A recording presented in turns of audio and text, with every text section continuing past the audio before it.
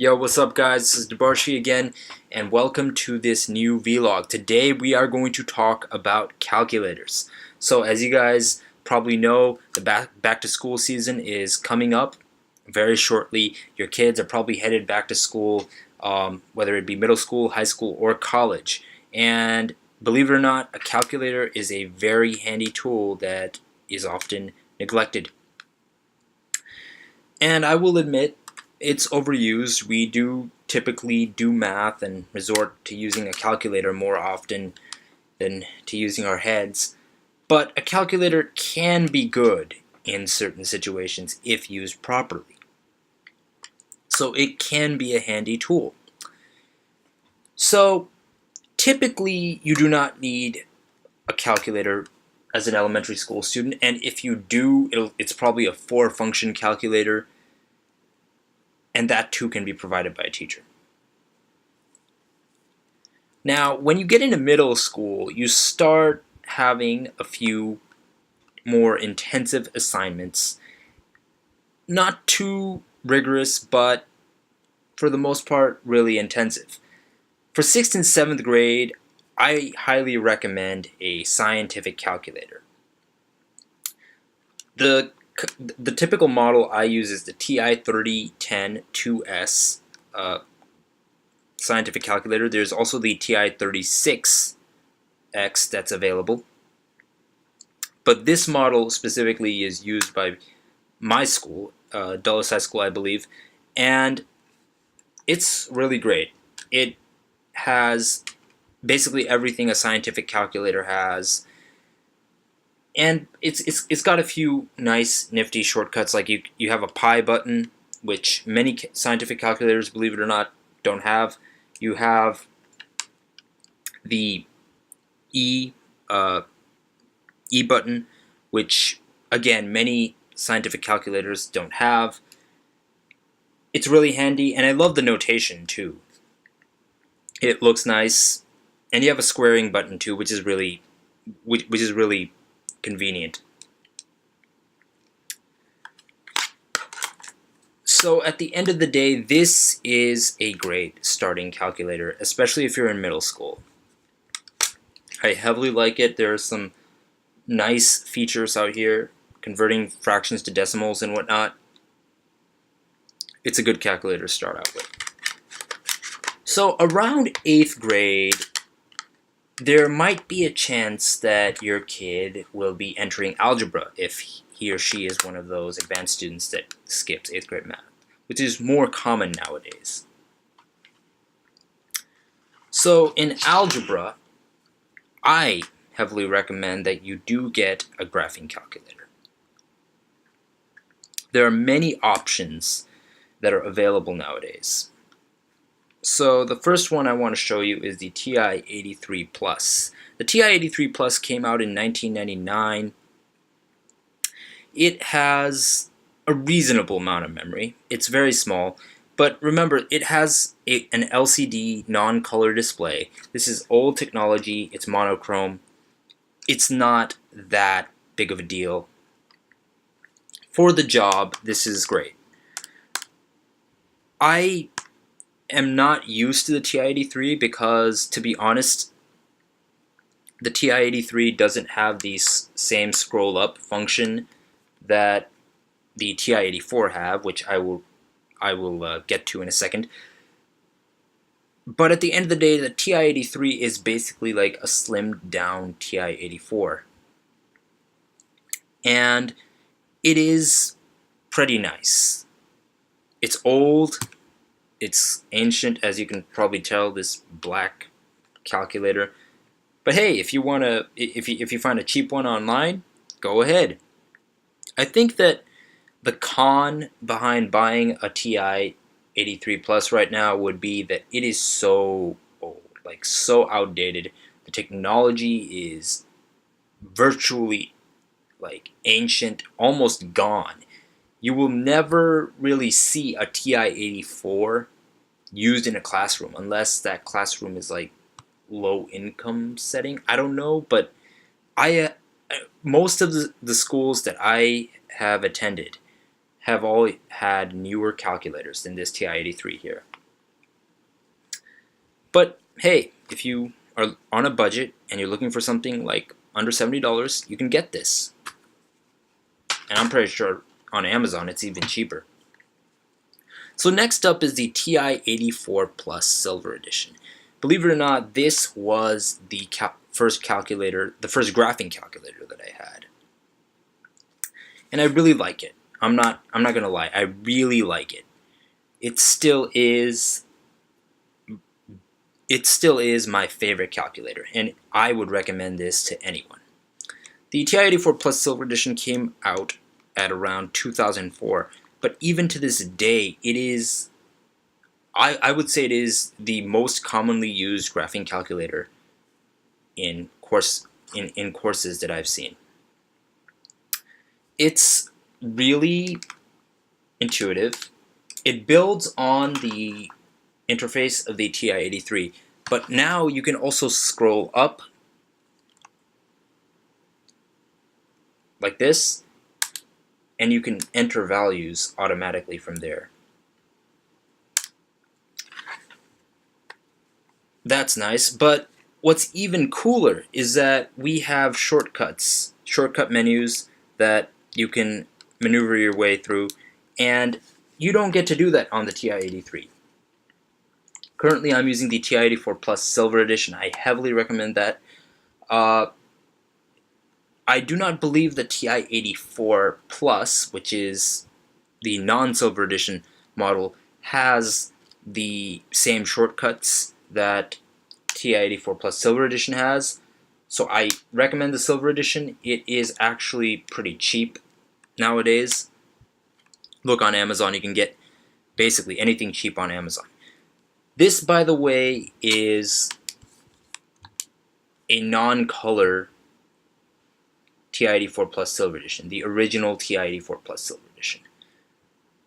If you do your research, you might find the calculator I typically use nowadays, and that is the TI-84 Plus C Silver Edition.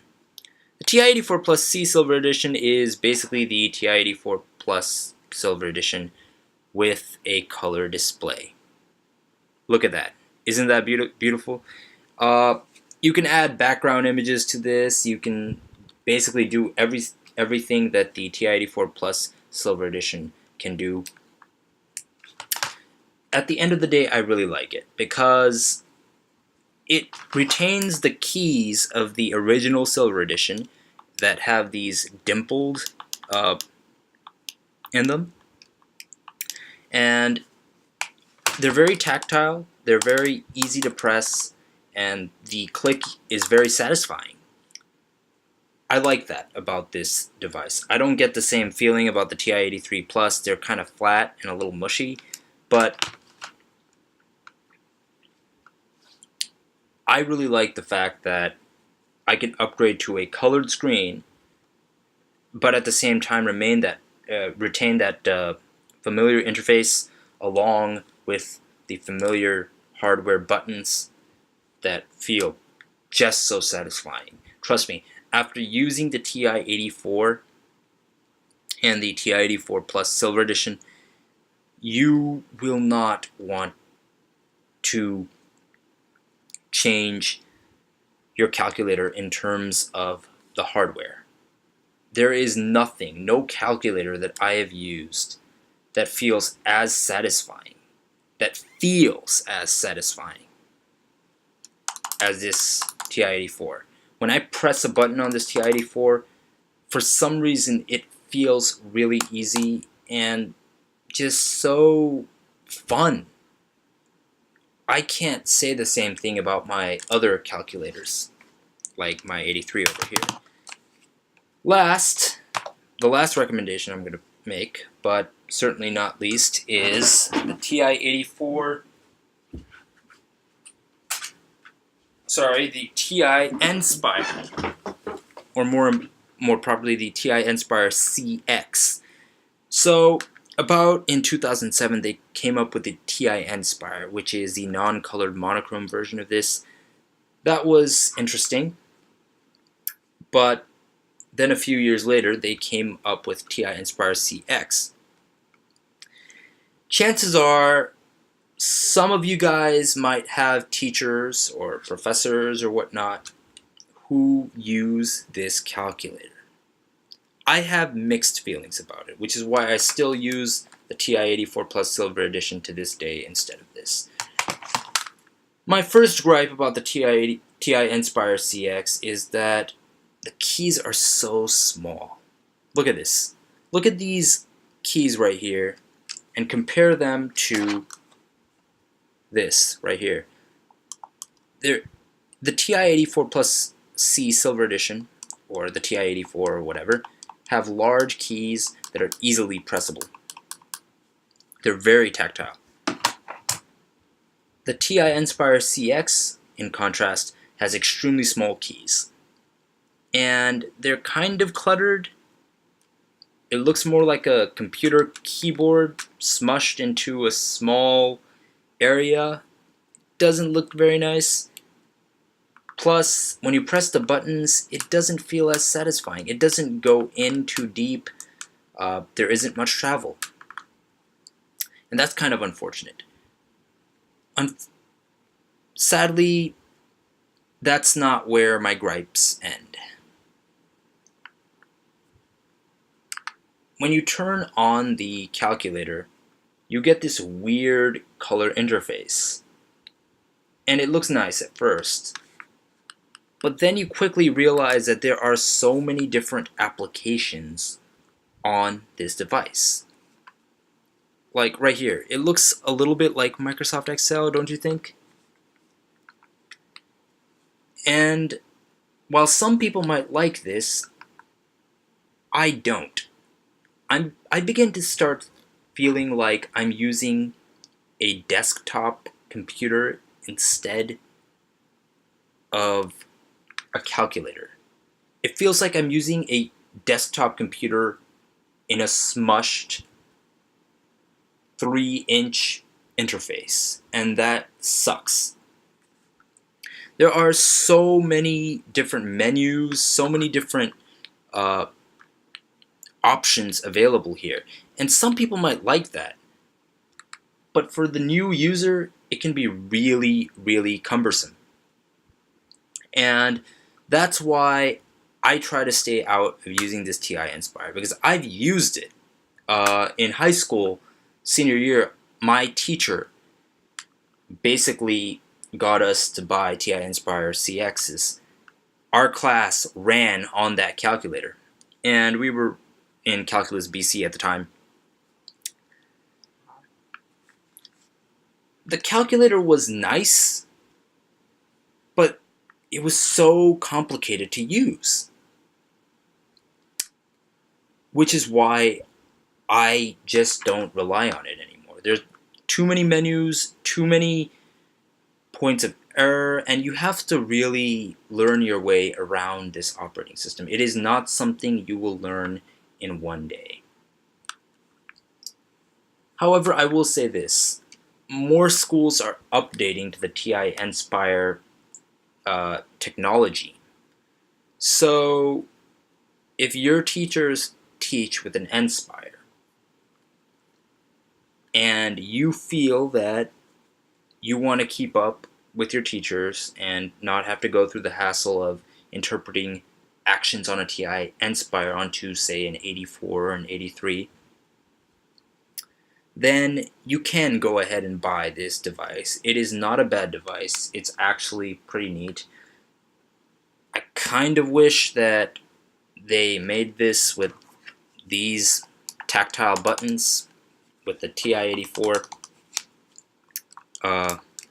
like buttons, but hey, what can I say? That's TI. Just to let you guys know, like I said, it's like a computer. I can move an arrow all around. It's got a touchpad. It's so complicated. I personally don't like it that much. But if you do, if your teachers do recommend you use it, go ahead and buy one. I have one just in case. I always keep a TI-84 Plus C Silver Edition as a backup. So there are many other options out there, but I recommend you stick with anything that's TI.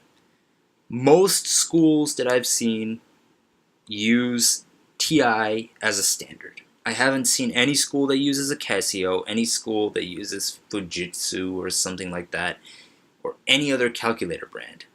I've seen HP be used for certain things, but that's not really for their graphing calculators. That's more because reverse Polish notation can be useful in some circumstances. If you really are looking for my recommendation, though, I recommend a TI-84, TI-84 Silver Edition to be precise. The non-color edition is good. You can get that really cheap on Amazon. You can also find this in stores. I think there's a newer version of this called TI-84 Plus CE. The TI-84 Plus CE is basically this with some newer features, but it retains the same OS, the same interface and whatnot. And that's what I like about it. I really like the TI-84 interface compared to the TI-NSPIRE. Alright, so that's enough about calculators. One last note, though, on using calculators.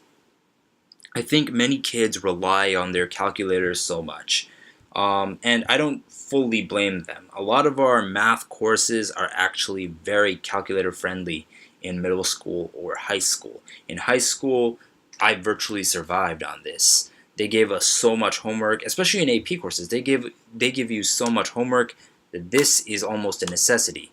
They make problems so difficult that this is almost a necessity. In college, let's just say I haven't taken a college math course yet that actually requires a calculator, much less allows it. I'm not kidding. So I took calculus in high school. I took calculus BC, 2 semesters of calculus in 1 year basically, and we used a calculator basically. So the calculus BC exam has a calculator portion and a non-calculator portion. The calculator portion has more complex problems that are meant to be solved using a calculator. On the other hand, the non-calculator portion, which is typically multiple choice,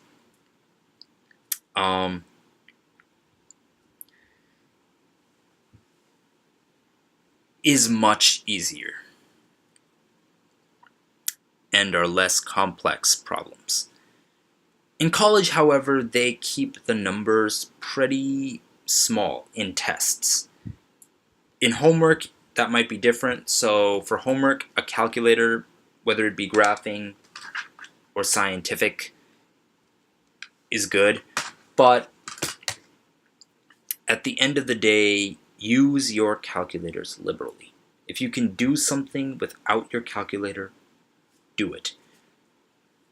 There is no harm in using a calculator, but there is a proper time for using one, and there is a proper time not to.